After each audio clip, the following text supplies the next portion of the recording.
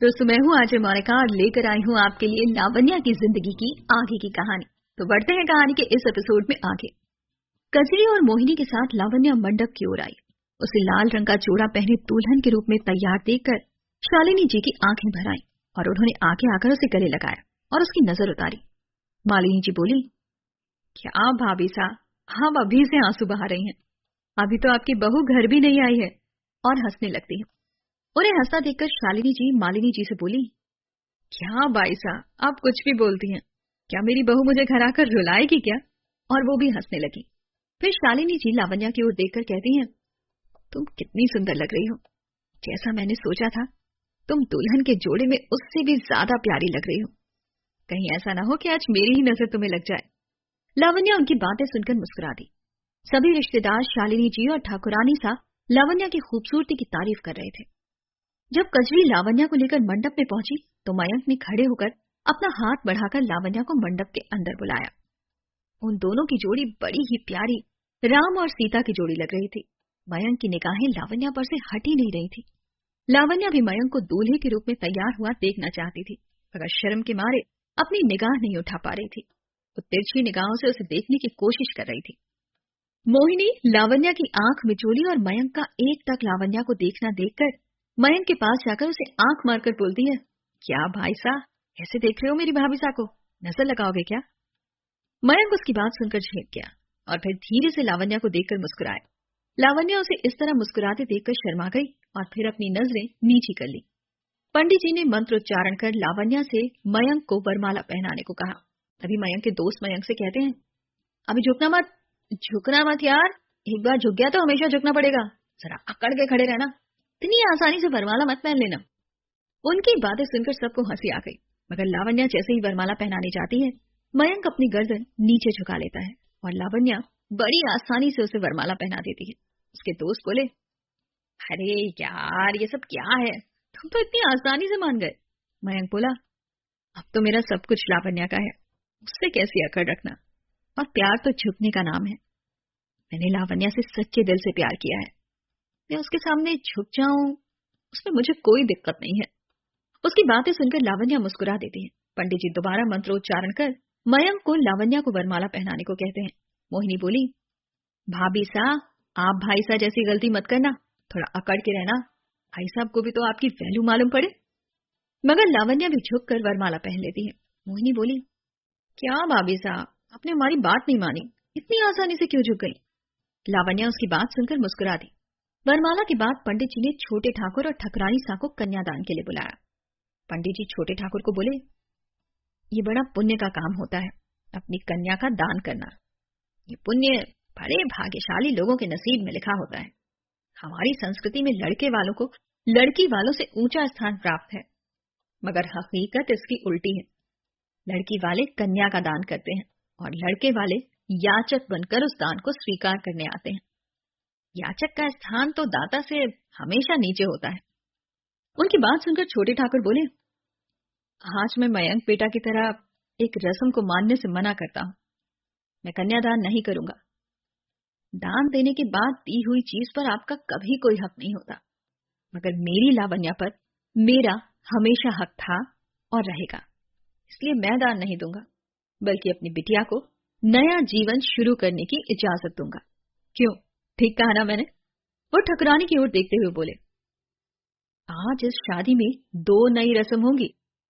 फिर बड़े ठाकुर की ओर देखते हुए बोले, बाबा साहब, आपको हमारी बात से कोई एतराज तो नहीं? उनकी बात सुनकर बड़े ठाकुर बोले, तुम ठीक कह रहे हो, समाज की सोच हम लोगों को ही बदलनी होगी। कहकर वो मुस्कुरा दिए। पंडित जी ने पूरे विधि विधान से छोटे ठाकुर और ठकुरानी सा से संकल्प कराया। फिर मोहिनी को बुलाकर लावण्या और मयंक का गठबंधन कराया। मोहिनी जब उनका गठबंधन कर रही थी तो मालिनी जी बोली, जरा कसकर बांधना ये बंधन, 7 जन्मों तक इस बंधन की गांठ खुलनी नहीं चाहिए। मोहिनी बोली, जी बुआ सा, इतना मजबूत गठबंधन बांधा है कि कोई चाह कर भी इस गठबंधन को नहीं खोल पाएगा। कहते हुए उसमें आखिरी गांठ को और तेजी से बंद कर दिया। उनके संकल्प और गठबंधन के बाद पंडित जी ने लावण्या और मयंक को फेरों के लिए खड़े होने को बोला।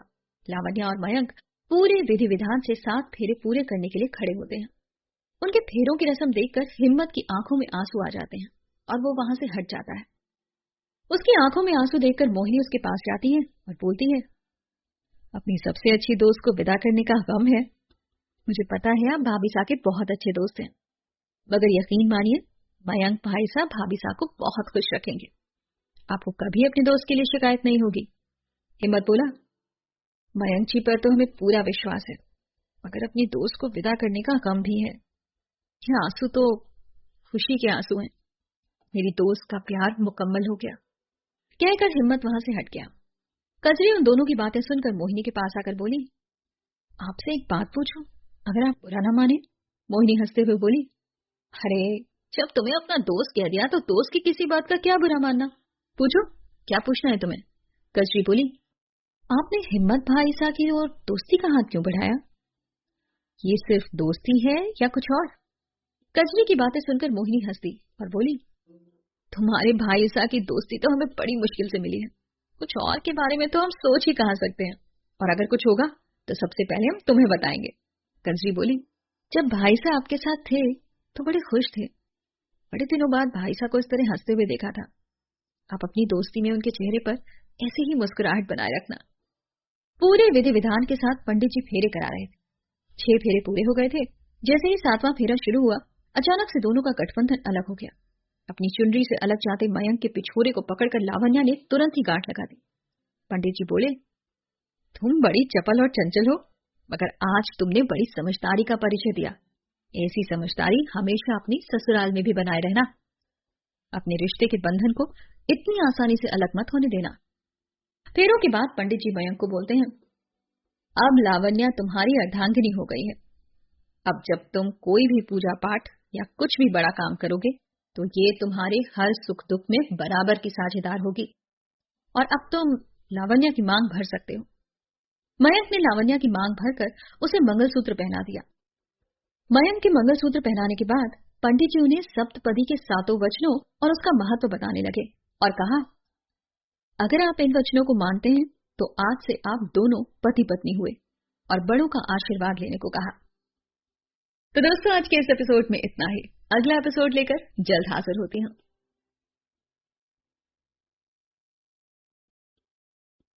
दोस्तों मैं हूँ अजय मोनिका और आपके लिए लेकर आई हूँ लावण्या की आगे की जिंदगी की कहानी। फेरों के बाद मयंक और लावण्या दोनों ने अपने बड़ों से आशीर्वाद लिया। रामस्वरूप जी ने उन दोनों को सदा साथ में रहने का आशीर्वाद दिया। फिर वो बड़े ठाकुर के पास पहुंचे। बड़े ठाकुर के पैर छूने के लिए जैसे ही झुके, बड़े ठाकुर ने उन्हें रोककर गले लगा लिया और लावण्या को कहा, जैसे तेरी मासा ने मेरे घर में उजाला किया है, वैसे ही तू जाकर मयंक जी का घर रोशन कर देना। जितनी चंचल और शोक सी नदी जैसी तू यहाँ बहती है, तुझे अपने ससुराल में जाकर धीर गंभीर समंदर बनना होगा, ताकि अपने ससुराल की अलग अलग बहने वाली नदियों को तू अपने में समाहित कर सके। खुश रहना मेरी बच्ची। बड़े ठाकुर के मुंह से लावण्या के लिए ये बात सुनकर ठकुरानी सा की आंखों में आंसू आ गए थे और वो मंडप छोड़कर चली गई। मयंक और लावण्या सुधीर जी और शालिनी जी के पैर छूने के लिए आगे बढ़े। लावण्या ने दोनों के पैर छूकर आशीर्वाद लिया, मगर मयंक ने केवल शालिनी जी के पैर छुए। मयंक सुधीर जी के सामने खड़ा ही रहा। लावण्या को ये बात अच्छी नहीं लगती। वो इशारे से मयंक को सुधीर जी के पैर छूने का बोलती है, मगर मयंक उसे अनदेखा कर देता है। वो दोनों छोटे ठाकुर सा और रसाल बाई सा के पैर छूते हैं, मगर उन्हें ठकुरानी सा कहीं दिखाई नहीं देती। लावण्या रसाल बाई सा से ठकुरानी के बारे में पूछती है। रसाल बाई सा ठकुरानी सा को ढूंढते ढूंढते भंडारे में पहुंची। वहां पर भाभी सा को देखकर बोली, भाभी सा आप कैसे वहां से चली आई? अभी तो हमें कुंवर कलेवा के बाद लावण्या की विदाई भी करनी है। ठकुरानी सा बोली, अब जो भी करना है भाई साहब आप देख लीजिए, अब मैं लावण्या की विदाई नहीं कर पाऊंगी। अभी तक मैंने अपने कलेजे को कड़ा कर रखा था, मगर अब मुझसे नहीं हो रहा। अब मैं मंडप में नहीं जा पाऊंगी। कुंवर कलेवा की रस्म आप ही कर दीजिए, आखिर आप भी तो उस घर की बड़ी हैं। कहकर ठकुरानी सा रोने लगी। रसाल बाई सा बोली, अभी से इतनी कच्ची ना बनो भाभी सा, बेटे की माँ को तो कलेजा कड़ा करना ही पड़ता है। ठकुरानी सा बोली, कैसे अपना कलेजा कड़ा करूं? मैं कलेजे के टुकड़े को अपने से जुदा कर दूं? रसाल बाई सा बोली, आप ही ऐसे कमजोर हो जाओगी तो लावण्या के लिए कितना मुश्किल हो जाएगा। अभी तो अपना नया जीवन शुरू करके ससुराल में एडजस्ट करना है। क्या उसकी विदा में उसे शुभाशीष नहीं दोगी? जल्दी से ये आंसू पोंछकर मेरे साथ मंडप में चलो, कहीं ऐसा न हो कि लावण्या आपको ढूंढती हुई मंडप छोड़कर यहाँ आ जाए।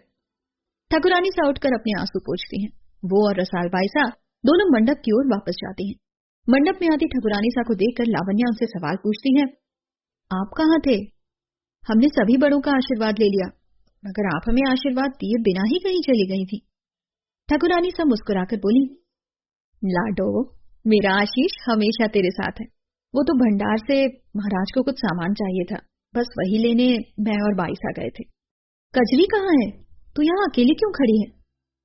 ठाकुरानी सा कजरी को बुलाकर लावण्या के साथ रहने का बोलती हैं। मयंक मोहिनी से पूछता है, पूरी शादी हो गई और स्वराज और रागिनी का कहीं पता नहीं है, कहाँ हैं दोनों? देखा क्या तुमने? मोहिनी बोली, स्वराज को तो कुछ जरूरी काम आ गया था, वो तो जयपुर वापस चले गए, और रागिनी की तबीयत कुछ खराब थी, इसलिए वो शादी में नहीं आई, वहीं रहवास में रुकी है। मयंक मन ही मन बोला, अच्छा है, यहाँ नहीं आई वरना पता नहीं कितना तमाशा करती। शायद भगवान भी यही चाहते हैं कि वो तमाशा ना करे, इसीलिए उसकी तबीयत खराब हो गई। ठाकुरानी सा ठाकुर सा के पास जाकर बोली, हुकुम, आप सभी रिश्तेदारों को बोलकर कुंवर कलेवा की रस्म शुरू करिए। छोटे ठाकुर अपने कुछ रिश्तेदारों के साथ रामस्वरूप जी, सुधीर जी और उनके रिश्तेदारों को कुंवर कलेवा की रस्म के लिए बुलाते हैं। रसाल बाईसा और ठाकुरानी शालिनी जी और मालिनी जी के हाथ जोड़कर कलेवा की रस्म के लिए बुलाते हैं। शालिनी जी बोली, आप इस तरह से हमारे हाथ ना जोड़ें, हम दोनों अब समधन हो गए हैं, मतलब दोनों एक ही बराबर, फिर आप हमारे हाथ क्यों जोड़ रही हैं? रस्म हम दोनों को मिलकर करनी है, कहकर शालिनी जी मुस्कुरा दी।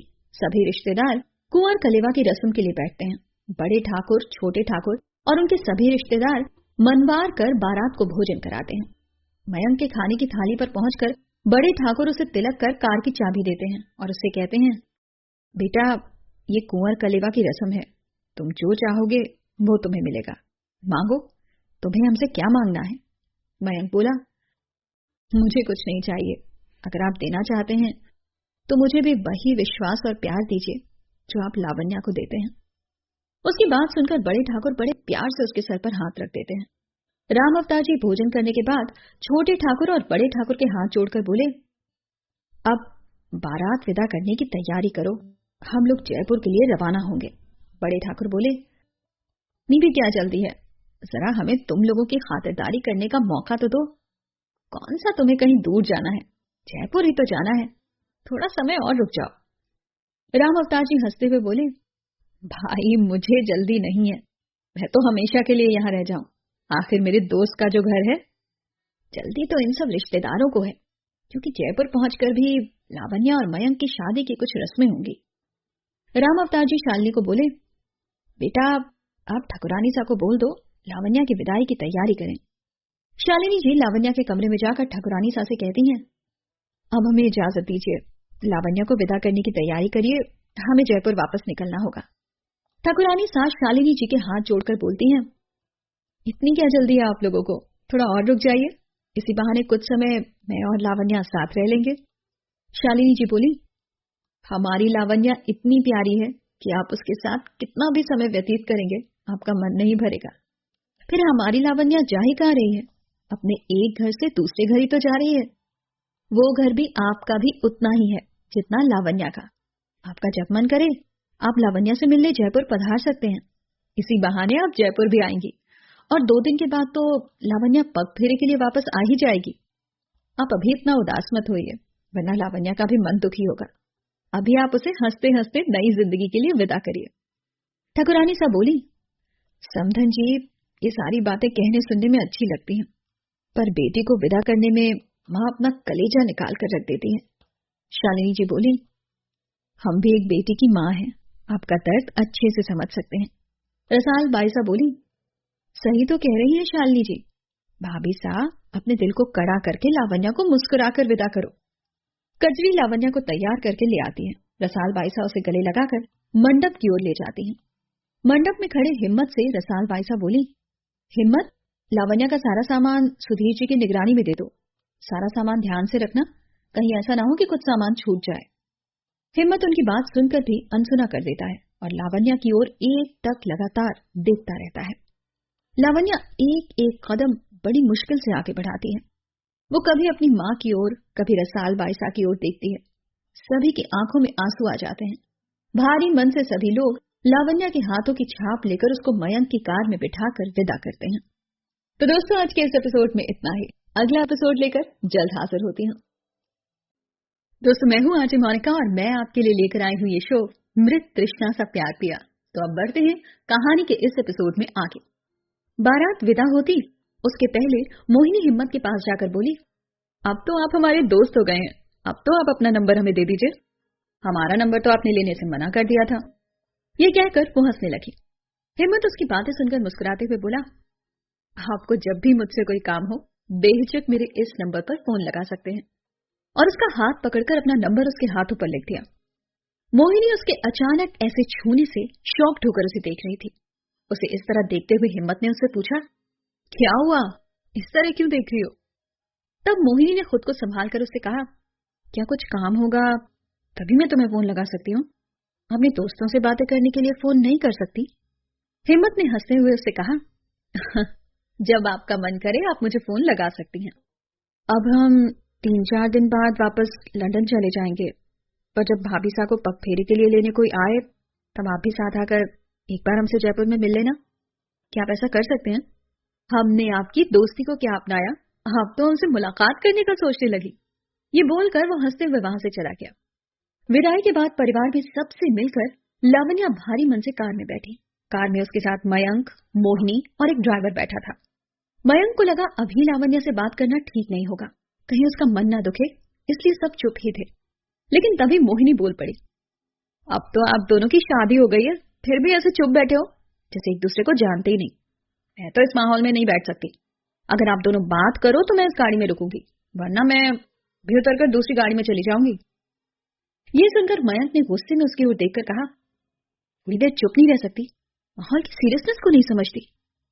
फिर इशारे से उसे समझाया कि अभी लावण्या उदास है, वो क्या बोलेगी। मोहिनी ने भी उसे इशारे में ही जवाब दिया, उनकी उदासी ही दूर करने के लिए बात करने को कह रही हूँ। मयंक से इतना बोलकर मोहिनी ने लावण्या से कहा, भाभी साहब, आपके दोस्त हिम्मत और कजरी से हमने भी दोस्ती कर ली, बड़े प्यारे हैं दोनों भाई बहन।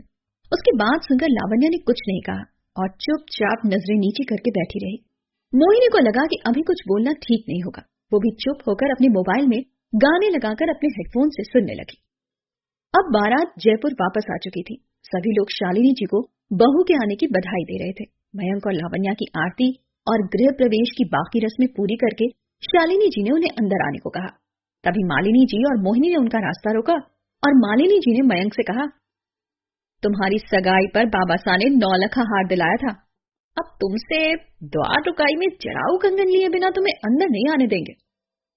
इस पर मोहिनी उन्हें देखकर बोली, बुआ सा, जड़ाऊ कंगन तो आपके लिए हो गए, मेरे लिए तो आप एक वादा कर दो, जब मैं आपसे कभी अपना साथ देने का बोलूं तो आप मेरा साथ जरूर देना। अगर वादा हो तो आ जाओ अंदर। इस पर मयंक ने उसके कंधे पर हाथ रखते हुए कहा, हाँ, ये भी कोई कहने की बात है, मैं तो तुम्हारी हर बात मानता हूँ, है कि नहीं मोहिनी?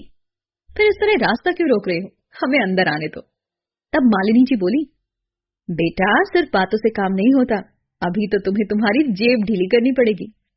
उनकी बात सुनकर मयंक हंसते हुए बोला, भुआ साहब, आपके दिल की बात मुझे पहले से ही पता थी, ये लीजिए आपके जड़ाऊ कंगन, और मोहिनी ये लो तुम एक डायमंड ब्रेसलेट, शायद तुम्हें पसंद आए। ब्रेसलेट देखकर मोहिनी खुश हो गई और बोली, भाई साहब की पसंद बहुत शानदार है।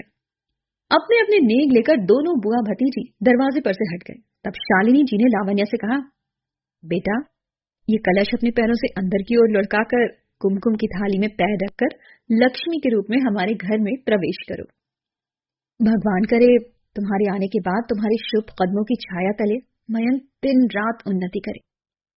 उनके कहे अनुसार लावण्या ने अपने पैरों से कलश को लुढ़काकर कुमकुम भरे पैरों से गृह प्रवेश किया। तभी एक रिश्तेदार दूसरे रिश्तेदार से बोलने लगी, शालिनी ने सारी रस्में इतने अच्छे से की हैं कि लगा ही नहीं कि ये मयंक की सगी मां नहीं है। वैसे भी इसने मयंक को कभी मां की कमी महसूस नहीं होने दी। दोनों की बातें सुनकर लावण्या ने हैरानी से उनकी ओर देखा। लावण्या को उन्हें इस तरह देखते हुए देखकर कोई कुछ बोलता, उससे पहले ही मोहिनी और कृष्णा लावण्या को लेकर मोहिनी के कमरे की ओर चले गए और उसे मोहिनी के कमरे में रेस्ट करने का बोलकर खुद नीचे मेहमानों का ख्याल रखने वापस आ गई। शादी में आया सारा सामान गाड़ियों से निकाला गया। तभी मेहमान लावण्या के साथ आए सामान को देखकर ठाकुर सा की तारीफ करते हुए बोले, ऐसे तो राम अवतार जी के घर में कोई कमी नहीं है, अगर ठाकुर सा ने सब कुछ देकर एक बेटी के अच्छे पिता होने का फर्ज निभाया है। शालिनी जी ने मोहिनी से लावण्या को तैयार होने को कहा। मोहिनी लावण्या के पास जाकर बोली, आप फ्रेश होकर चेंज कर लीजिए, नीचे सभी मेहमान आपकी मुंह दिखाई की रस्म के लिए इंतजार कर रहे हैं। मेहमानों को भी तो पता चले कि आखिर हमारे परिवार में चांद आया है। ये बोलकर लावण्या की मदद कर उसे तैयार करने लगी। जब लावण्या मुंह दिखाई की रस्म के लिए नीचे हॉल में आई तो हल्की गुलाबी रंग की साड़ी पहनी लावण्या को देखकर सभी रिश्तेदार मालिनी जी से बोले, सच में मयंक की दुल्हन हर रूप में बहुत सुंदर लगती है। सभी लोगों ने लावण्या को मुंह दिखाई का शगुन दिया। जैसे ही सुधीर जी और शालिनी जी शगुन देकर उठे, तभी सुधीर जी को कुछ याद आया और उन्होंने अपनी जेब से एक सोने का कंगन निकालकर लावण्या को दे दिया और कहा, ये शगुन तुम्हारी सास की तरफ से, अगर वो खुद दे पाती तो वो तुम्हें ये देकर बहुत खुश होती। ये कहते हुए उनकी आंखों में आंसू आ गए। सुधीर जी के मुंह से सास का नाम सुनकर और उनकी आंखों में आंसू देखकर लावण्या चौंक गई, क्योंकि शालिनी जी तो उसे मुंह दिखाई में हार दे चुकी थी। उसने शालिनी जी की ओर देखा तो शालिनी जी की आंखों में भी आंसू थे, मगर जैसे ही उन्होंने देखा कि लावण्या उन्हें देख रही है, वो अपने आंसू छुपाकर मुस्कुरा दी। लावण्या ने इशारों में उनसे पूछा, ये क्या है? शालिनी जी भी इशारे में बोली, अभी तुम ये कंगन अपने पास रख लो, मैं तुम्हें बाद में बताऊंगी। मुंह दिखाई की रस्म के बाद शालिनी जी ने मोहिनी को लावण्या को लेकर अपने कमरे में जाने को कहा। अपने कमरे में पहुंचकर मोहिनी लावण्या से बोली, भाभी साहब अभी तो आराम से सो लो, फिर आज तो सारी रात आपको जागना है। और फिर हंसने लगी। उसकी बात सुनकर लावण्या को शर्म आ गई। मोहिनी हंसते हुए अपने कमरे से बाहर आ गई। उसके कमरे में लेटे लेटे लावण्या की झपकी लगी ही थी कि अचानक किसी के दरवाजा पीटने से उसकी नींद खुल गई। वो दरवाजा खोलने के लिए उठी तो वहां कोई नहीं था। उसने कमरे के दूसरी ओर गलियारे में कृष्णा को किसी औरत का हाथ पकड़कर जाते देख लिया। लावण्या उसे ही देख रही थी और जब अपने कमरे की तरफ पलटी तो उसे लगा कि वो औरत उसे रुकने का बोल रही है। वो कृष्णा की ओर बढ़ने लगी, तभी अचानक शालिनी जी आ गईं और उसे कमरे के अंदर ले जाकर बोली, क्या बात है बेटा, नई जगह पर नींद नहीं आ रही? होता है, कई बार नई जगह पर नींद नहीं आती, मगर अब तो तुम्हें आदत डालनी होगी। तभी लावण्या ने उन्हें बीच में ही टोकते हुए कहा, माँ अभी हमारा दरवाजा किसी ने खटखटाया था, हमने गेट खोला, उससे पहले ही कृष्णा उन्हें लेकर यहाँ से चली गई। शालिनी जी ने उसकी बात को नजरअंदाज करते हुए कहा, अरे कोई नहीं, तुम्हारा वहम होगा, आज तुम्हारा पहला दिन है, कई बार नई जगह पर ऐसा लगता है, अभी तुम आराम करो। ये कहकर शालिनी जी मोहिनी के कमरे से बाहर आ गई। तो दोस्तों आज के इस एपिसोड में बस इतना ही। अगला एपिसोड लेकर जल्द वापस आती हूँ। दोस्तों मैं हूँ आज मोनिका और अब बढ़ते हैं कहानी में कुछ और आगे। लावण्या को कमरे में भेजने के बाद शालिनी जी कृष्णा को बुलाती हैं और उस पर गुस्सा होकर बोली, कितनी बार कहा है तुम्हें ध्यान रखा करो, आज अभी हम लावण्या को क्या जवाब देते? इतनी लापरवाह कैसे हो गई तुम? अभी पूरा मेहमानों का घर है, कोई क्या सोचता अगर हम लापरवाही बरतते हैं, उनका ध्यान नहीं रखते। तुम्हें पता है ना, अभी भी वो बिना सहारे के ज्यादा चल नहीं पाती, गिर जाती हैं। वो बिना किसी की मदद के कमरे के बाहर कैसे आ गई? कृष्णा बोली, मैं तो उनका खाना लेकर उनके कमरे में गई थी, उन्होंने मुझसे बोला बाथरूम का नल काम नहीं कर रहा है। खाना रखकर मैं बाथरूम में नल देखने गई तो देखा वो काम नहीं कर रहा था। मैं बाहर निकलकर उनको बोलने वाली थी कि प्लम्बर बुलाकर ठीक करवा देंगे, मगर वो अपने कमरे से बाहर निकल चुकी थी। मैं तुरंत ही उनके पीछे पीछे मोहिनी दीदी के कमरे में पहुंच गई और भाभी सा ने उन्हें नहीं देखा। शालिनी जी बोली, लावण्या भी अब इस घर का हिस्सा है, उसे सब कुछ जानने का हक है। हम उनके बारे में भी लावण्या को सब कुछ बताएंगे, मगर इस तरह कि वो सुधीर जी और हमें गलत ना समझे, जैसे मयंक सुधीर जी को गलत समझता है। इतना हमने उसे सच्चाई बताने की कोशिश की, मगर वो उनके करीब ना आ पाया। लावण्या को बताने के लिए भी हम सही समय का इंतजार करेंगे। अभी मेहमानों के बीच बताकर कहीं ऐसा न हो कि हम उसके सवालों का जवाब ना दे पाए। थोड़ा सही समय आने दो, अभी बच्चों को एक दूसरे को समझना है। कहीं ऐसा ना हो कि उन दोनों के रिश्तों के बीच में उनके कारण कहीं अनदेखी सी दीवार खड़ी हो जाए। आइंदा ध्यान रखना और प्लम्बर को बुलाकर उनके कमरे का नल ठीक करवा दीजिए। उन्होंने खाना खाया या नहीं ये भी देख लेना, और उनकी दवाई का टाइम भी हो गया है, जाकर उन्हें दवाई दे दो। और ध्यान रखना, वापस आते समय कमरा बाहर से लॉक कर देना और चाबी अपने पास संभाल कर रखना, किसी और के हाथ ना लग जाए। इधर स्वराज सारी रात एक पब में बैठकर ड्रिंक करता है और सुबह अपनी दादी के पास जाकर उनकी गोद में सिर रखकर रोता है। दादी, सब मेरे साथ ही क्यों होता है? जिसे मैं चाहता हूँ वही मुझसे दूर हो जाता है। बचपन में माता पिता, जवानी में कामयाबी के कारण दोस्तों से दूरी, और अब मेरा प्यार भी किसी और का हो गया। मैं क्या करूं?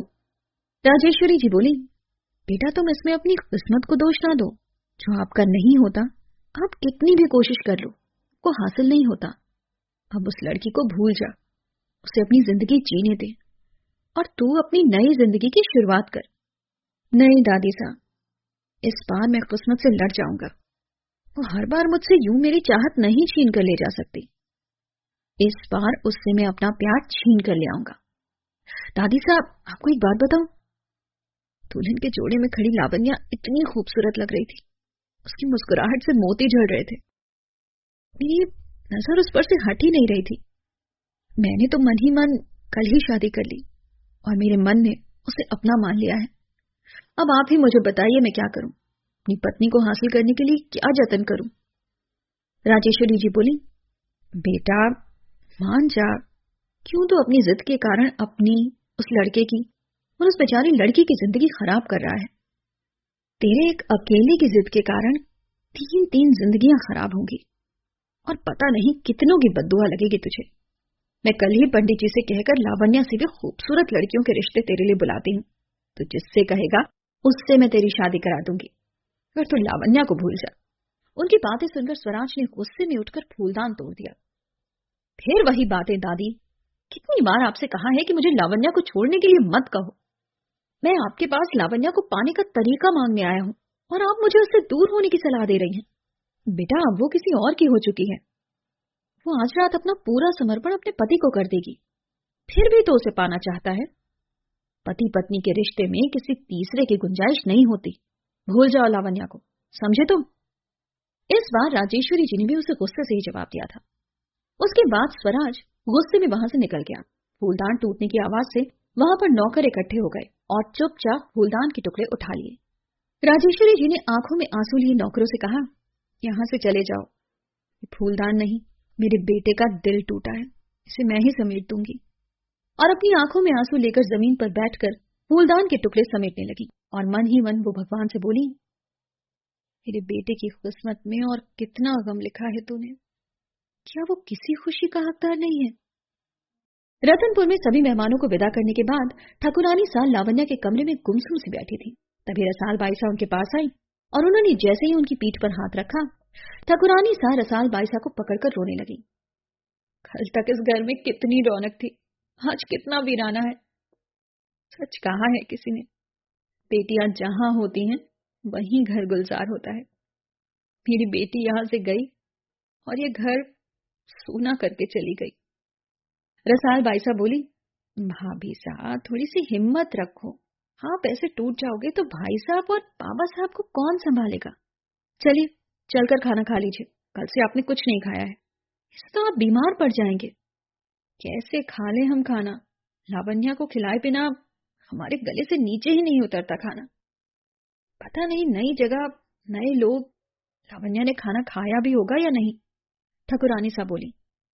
रसाल बाईसा बोली, कैसी बातें कर रही हो आप भाभी साहब? क्या शालिनी जी को इतना भी नहीं समझी कि वो लावण्या का ध्यान मोहिनी की तरह रखेंगी? अब तक तो लावण्या कब का खाना खा चुकी होगी और आप यहाँ उसकी चिंता में उदास बैठी हो। अभी भाई साहब और बाबा साहब ने भी नहीं खाया है, आप अपने लिए ना सही बाबा साहब के लिए ही खाना खा लीजिए, उनकी दवाई का भी टाइम हो गया है। ठाकुरानी साहब बोली, गम में हम ये भी भूल गए कि हमसे ज्यादा गम तो बाबा साहब को होगा। जल्दी चलिए, हम उनकी थाली अभी लगाकर उन्हें भोजन कराते हैं। ठाकुरानी साहब किचन में आकर खाना लगाने लगती हैं और कजरी को डांटती हैं, क्या तुम खाना पहली बार बना रही हो? बाबा साहब की दाल कहाँ है? और दाल में देखो इतना घी है, तुम्हें पता नहीं है कि बाबा साहब कम तेल मसाले का खाना खाते हैं?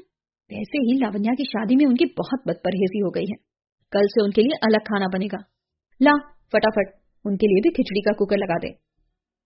खाना लेकर ठकुरानी साहब बड़े ठाकुर के कमरे में गई। बड़े ठाकुर बोले, दुल्हन ये खाना ले जाओ, हमसे खाया नहीं जाएगा। ठकुरानी साहब बोली, बाबा साहब हमें पता है आप खाना क्यों नहीं खाएंगे, अगर आपको दवाई लेनी है खाना तो आपको खाना ही पड़ेगा। आपकी पसंद की उड़द की दाल की खिचड़ी बनाई है, आप खाकर दवाई ले लीजिए। आपने लावण्य से वादा किया था कि अपना ध्यान रखेंगे, और जितना हम जानते हैं आपको, आप अपने वादे से कभी नहीं मुकरते। अब अपने उस वादे की लाज रखने के लिए ही आपको खाना खाना होगा। बड़े ठाकुर बोले, दुल्हन आज तक हम तुमसे कभी बातों में नहीं जीत पाए हैं जो आज जीतेंगे। लाओ हमारा खाना और हमारी दवाइयां। अपना वादा निभाने के लिए तो हमें खाना खाना ही होगा। तो दोस्तों आज के इस एपिसोड में बस इतना ही। अगला एपिसोड लेकर जल्द हाजिर होती हूँ। दोस्तों मैं हूँ आरजे मोनिका और मैं आपके लिए लेकर आई हूँ लावण्या की जिंदगी की कहानी। तो पढ़ते हैं कहानी के इस एपिसोड में आगे। मोहिनी लावण्या का खाना लेकर अपने कमरे में गई और उसे अपने हाथों से खाना खिलाकर बोली, भाभी साहब आप तैयार हो जाइए, आज आपका खास दिन है। आइए मैं तैयार होने में आपकी मदद कर देती हूँ। लावण्या को तैयार कर मोहिनी उसे ड्रेसिंग टेबल के सामने बिठाकर उसके सर पर चुनरी उठाकर उसकी गर्दन में झूलते हुए बोली, आप कितनी खूबसूरत लग रही हैं भाभी साहब। आज तो भाई साहब गए काम से, कहीं ऐसा ना हो कि आप पर से उनकी नजर ही ना हटे और उनकी नजर आपको लग जाए। उसकी बात सुनकर लावण्या शर्मा कर मुस्कुरा दी। जब लावण्या मोहिनी के साथ अपने कमरे की ओर जा रही थी, उसे उस बंद कमरे से किसी के पुकारने की आवाज आई। आवाज सुनकर मोहिनी थोड़ा हड़बड़ा गई। वही आवाज सुनकर लावण्या मोहिनी से बोली, यहाँ ताला क्यों लगा है? इस कमरे में से आवाज आ रही है, शायद गलती से कोई कमरे में बंद हो गया है। लावण्या का सवाल सुनकर थोड़ा संभलते हुए मोहिनी ने उससे कहा, क्या भाभी साहब, अभी तो आपको मयंक भाई साहब के बारे में सोचना चाहिए और आप इस ताले के बारे में सोच रही हैं। चलिए अभी तो आपके कमरे में चलते हैं, मयंक भाई साहब आपका इंतजार कर रहे होंगे। कहकर मोहिनी फीकी सी हंसी हंस देती है। लावण्या ने हैरान होते हुए कहा, मगर आवाज इसी कमरे से आई है और इस पर ताला लगा है। आप भी क्या भाभी साहब, घर में इतने सारे मेहमान हैं, किसी ने किसी को पुकारा होगा, आपको गलतफहमी हो गई है। वैसे भी इस कमरे में हमेशा ताला लगा रहता है। ये बोलकर मोहिनी उसका हाथ पकड़कर आगे बढ़ गई। लावण्या को लगा कि शायद ये उसका वहम ही होगा और वो चुपचाप अपने कमरे की ओर बढ़ने लगी। मोहिनी लावण्या को लेकर मयंक के कमरे में आ गई। पूरा कमरा फूलों से सजा हुआ था और मोमबत्ती की रोशनी में जगमगा रहा था। बहुत ही सुंदर लग रहा था। कमरे में से आती भीनी सी खुशबू लावण्या को बहुत पसंद आई। उसे वहीं कमरे में छोड़कर मोहिनी ने उससे कहा, आप भाई साहब का वेट करें, हम तो चले। बेस्ट ऑफ लक भाभी। और हंसते हुए कमरे का गेट लगाकर चली गई। लावण्या पूरे कमरे को निहार रही थी। वो पहले भी इस कमरे में आ चुकी थी, मगर आज ये कमरा उसे बहुत खास लग रहा था। आखिर उसके नए जीवन की शुरुआत जो थी। वो पलंग पर बैठकर मयंक का इंतजार करने लगी। मयंक के दोस्त कमरे के पास दूसरे कमरे में मयंक को छेड़ रहे थे। उनकी आवाजें कमरे तक आ रही थी। तभी वहां स्वराज आ गया। उसे देखकर मयंक बोला, मिल गया आपको समय अपने दोस्तों के लिए। इससे तो बड़ी बड़ी बातें करते हो और मुझे आज शादी में अकेला छोड़कर आ गए। इतना क्या जरूरी काम था कि तुम मेरी शादी भी नहीं अटेंड कर पाए? इस पर स्वराज ने उसे कहा, मुझे तुम्हारी शादी का गिफ्ट जो तैयार करना था। मयंक हैरान होते हुए बोला, मेरी शादी का गिफ्ट मतलब? उसकी बात सुनकर स्वराज मुस्कुराते हुए बोला, मतलब ये मेरे दूल्हे राजा कि ये रही हमारे लंदन वाले प्रोजेक्ट की डील। ये मैं तुम्हें शादी के तोहफे में देना चाहता था। इसी के सिलसिले में वकील साहब का फोन आया। उन्हें इन पेपर में कुछ जरूरी फेरबदल करना था और उन्हें मेरी राय चाहिए थी। इसलिए मैं तुम्हारी शादी छोड़कर जयपुर वापस चला आया। ये मेरी तरफ से तुम्हारी शादी का गिफ्ट और हमारी दोस्ती का नजराना। तुम अपनी नई जिंदगी की शुरुआत सफलता की सीढ़ियां चढ़ते हुए करो। इससे अच्छा तुम्हारी शादी का तोहफा क्या हो सकता था? अगर तुम चाहो तो ये डील हम अभी इसी समय साइन कर सकते हैं। तुम अभी सारे पेपर्स पढ़ लो, फिर साइन कर देना। उसकी बात सुनकर मयंक मुस्कुरा कर बोला, यार तुम भी गजब करते हो। मेरे दोस्त हो या दुश्मन, ये समय बिजनेस का नहीं लावण्या का है। लावण्या कमरे में मेरा इंतजार कर रही है। इन पेपर्स को मैं सुबह स्टडी करके वकील साहब से बात करके साइन कर दूंगा।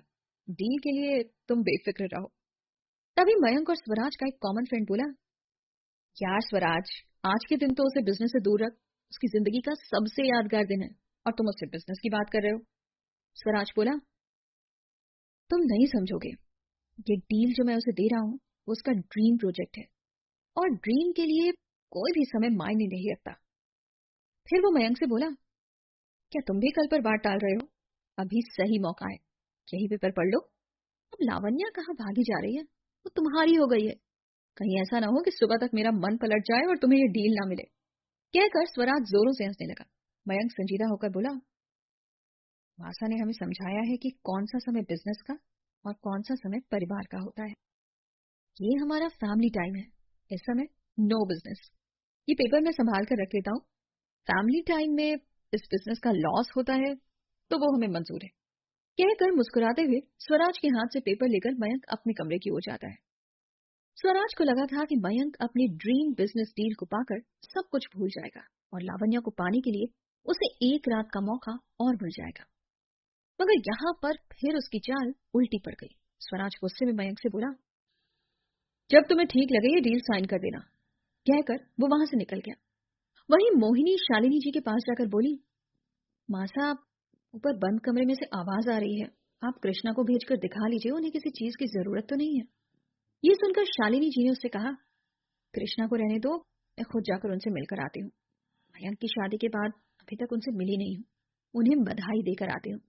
आखिर हमारे घर बहू जो आ गई है, उनके लिए भी आज का दिन बड़ी खुशी का दिन है। शालिनी जी वो बंद कमरा खोलकर जैसे ही अंदर गई, कमरे में से आवाज आई, इतनी रात को कौन है? शालिनी जी ने जवाब दिया, मैं हूँ शालिनी, आपसे मिलने आई हूँ। कमरे के अंदर में से फिर आवाज आई, तुम क्यों आई? मिल गया तुम्हें समय, 3 दिन के बाद आई हो, भेज दे दी अपनी कृष्णा को। शालिनी जी ने हंसते हुए लाइट जला दी। आपने अंधेरा क्यों कर रखा है? आज तो खुशी और रौनक का दिन है, आपको एक खुशखबरी देनी है। आज मयंक अपनी दुल्हन को लेकर आया है, आपको उसकी शादी की बहुत बहुत बधाई। आप उसे आशीर्वाद दीजिए। आपके आशीर्वाद के बिना उसका नया जीवन कैसे शुरू हो सकता है?